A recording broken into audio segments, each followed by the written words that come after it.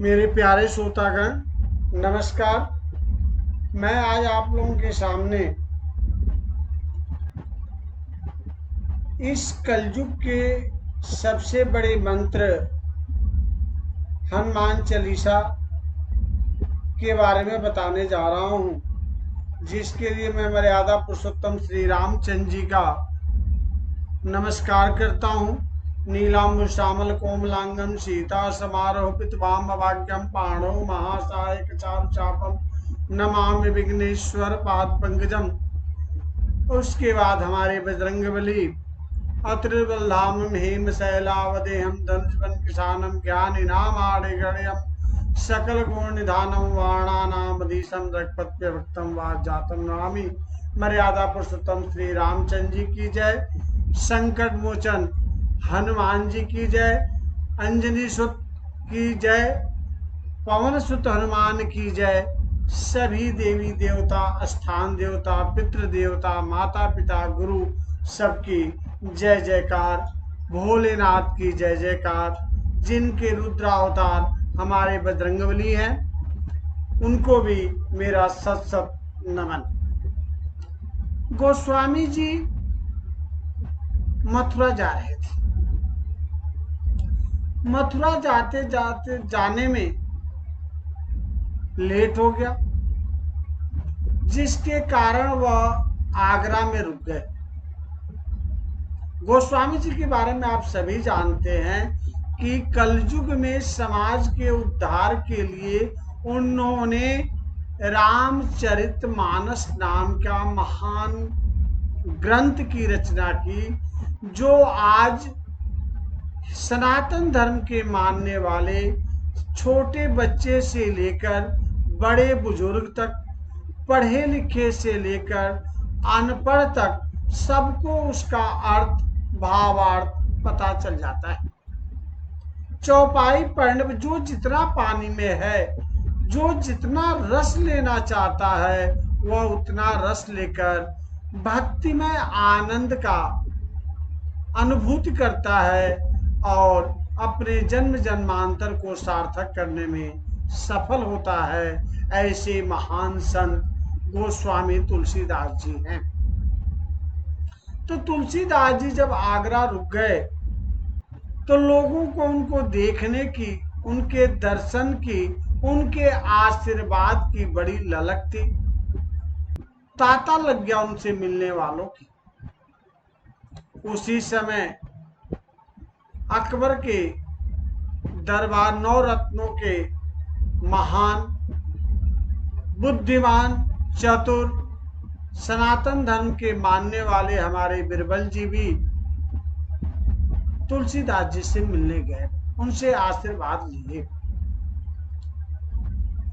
अकबर को जब यह जानकारी हुई तो अकबर ने पूछा, बिरबल ये कौन संत आया हुआ है जिसके दर्शन के लिए तांता लगा हुआ है? बिरबल ने कहा, महाराज वह संत रामचरितमानस के रचयिता राम भक्त गोस्वामी तुलसीदास जी हैं। मैं भी उनसे मिलकर आ रहा हूं। अकबर ने अपने सिपाहियों को आदेश दिया, जाओ और उनसे कहो कि कल वो आगरा के लाल किले में उपस्थित हो। अकबर के जब सिपाही जाकर गोस्वामी जी से कहे, गोस्वामी जी ने कहा, मुझे लाल किले से क्या लेना देना कि मैं लाल किले में उपस्थित हूं, मुझे नहीं जाना लाल किले में। आप सभी जानते हैं कि राजा से अधिक उनके जो चापलूस होते हैं, उनके जो दरबारी होते हैं, वह अधिक शक्तिशाली होते हैं। उनकी जबान बहुत चलती है। वो आकर राजा से अपने कहे, महाराज वो आपके आदेश, संत वो आपके आदेश का पालन नहीं कर रहे। कह रहा, मैं क्यों जाऊं? एक बात में उन्होंने 10 बातें जोड़कर अकबर को क्रोधित कर दिया। अकबर नाराज होते हुए कहा कि जाओ और उस संत को जंजीरों में जकड़कर लाकर का लाओ मेरे सामने। गोस्वामी तुलसीदास अकबर के सामने आए। अकबर ने कहा, तुम कोई करिश्माई जादूगर दिखाई दे रहे हो, कोई करिश्मा दिखाओ। उन्होंने कहा, मैं कोई करिश्मा या जादूगर नहीं हूं, न कोई जादूगर जादू दिखा सकता हूं, न करिश्मा दिखा सकता हूं। मैं तो श्री रामचंद्र जी का भक्त हूं, उनका भजन करता हूं, उनका कीर्तन करता हूं। जो नहीं करने पर, मना करने पर अकबर ने उन्हें काल कोठरी में डालने का आदेश दे दिया। जब गोस्वामी जी काल कोठरी में गए तो वहां जाने पर एकाएक लाखों की संख्या में बंदर वहां इकट्ठे हो गए और वह बंदर पूरे किले को तहस नहस करने लगे। चारों तरफ त्राहि त्राहि मच गई। जब त्राहि त्राहि मची तो उस समय अकबर ने बिरबल से पूछा, महाराज बिरबल ये क्या हो रहा है, ये कैसे बंदर हैं?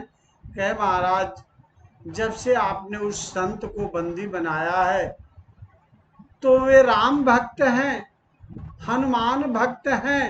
ये हनुमान बंदर बजरंगबली के दूत सभी इकट्ठा होकर उनके लिए संघर्षरत है। उसी जेल में गोस्वामी जी ने 40 दोहों की चौपाई की, उन्होंने हनुमान चालीसा लिखी।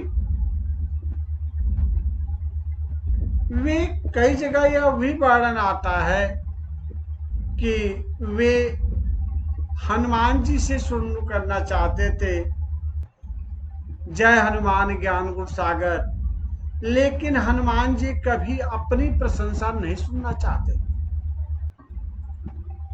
कई बार वह हनुमान चालीसा फट गई।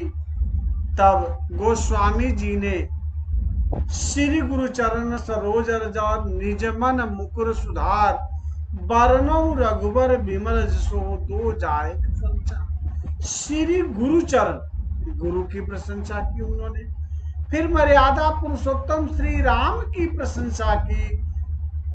जब राम की प्रशंसा हुई तो हमारे बजरंगबली, हम राम भक्त संकट मोचन हनुमान जी बड़े प्रसन्न हुए और जाकर वह 40 चौपाइयों की हनुमान चालीसा पूरी हुई। बंदरों के उत्पात से जब अकबर परेशान हो गया तो सिपाहियों को आदेश दिया कि उस संत को काल कोठरी से निकालो और दरबार में लाओ और उसे मुक्त कर दो। जब उसे मुक्त किया गया तो गोस्वामी जी ने बिरबल से कहा, बिरबल मैं तो लिखना नहीं चाह रहा था, लेकिन जबरदस्ती मेरे हाथ अपने आप चलते गए और इस 40 चौपाइयों की यह ग्रंथ है जो कलयुग में जो भी भक्ति से तन्मय होकर भक्तिमय मन से माया मोह को त्याग कर निस्वार्थ भाव से श्रद्धा रूपी त्याग से इसका स्मरण करेगा, इसे पढ़ेगा, जिस प्रकार से मेरा यह संकट दूर हुआ, काल कोठरी से मैं निकलकर अपने भगवान के भजन में मैं लीन होने जा रहा हूँ, वैसे ही सबके इस कलयुग के पाप धुल जाएंगे और उसे आवागमन से मुक्ति मिल जाएगी, वह परम वैकुंठ धाम को चला जाएगा। इस प्रकार से इस जीवन का सुख भोग कर अंत में वह परम धाम वैकुंठ धाम को जाकर उस लोक का सुख भोगेगा, भगवान की चरण भक्ति पाएगा और उसमें समाहित हो जाएगा। जिस प्रकार जल की हर बूंदे समुद्र में समाहित होकर आवागमन से मुक्त हो जाती हैं, अपने अस्तित्व को समुद्र के जल में समाहित कर देती हैं, वैसे ही यह जीवात्मा परमात्मा रूपी समुद्र में समाहित होकर आवागमन से मुक्त हो जाएगा। यही गोस्वामी जी का उपदेश था और यही हनुमान चालीसा की रचना की कथा थी। आप सभी ने इसे ध्यान से सुना और इसका पालन करते हुए अपने जीवन के आनंद को, इस लोक का सुख भोगते हुए परम धाम को पहुंचने का मार्ग प्रशस्त करें। और सभी को यदि ये मेरी कहानी पसंद आई हो, मेरी यह बातें पसंद आई हो, तो मेरे चैनल नारायण स्टडी पॉइंट को सब्सक्राइब करें और उस पर अपना कमेंट जरूर लिखें, चाहे वह मेरा शिष्य हो, चाहे वह मेरा मित्र हो, चाहे वह मेरा अग्रज हो, चाहे वह मेरा अनुज हो, चाहे वह मेरा अनुयायी हो, जो भी है, सबसे मेरा यही कहना है कि आप कमेंट जरूर करें, जो भी सच्चाई हो उसे बताएं कि मैं और अधिक सुधार कर सकूं। कबीरदास जी कहे हैं कि निंदक नियरे राखिए आंगन कुटी बनाए। यदि आप मेरी कमी को बताएंगे तो मैं उसमें सुधार करूंगा और अपने अंदर और अच्छी भक्ति में या ज्ञान पुंज से भरा हुआ मैथ के आपके पास वीडियो भेजूंगा, जिससे आपका भौतिक में और आध्यात्मिक में दोनों ज्ञान की प्राप्ति होगी। इन्हीं शब्दों के साथ मैं पुनः आपको अपना आशीर्वचन देता हूँ, बड़ों को प्रणाम करता हूँ और हनुमान जी तथा मर्यादा पुरुषोत्तम श्री राम के चरणों में अपना सत नमन करता हूँ। जय बजरंगबली, जय मर्यादा पुरुषोत्तम श्री राम, जय भोलेनाथ, हर हर महादेव।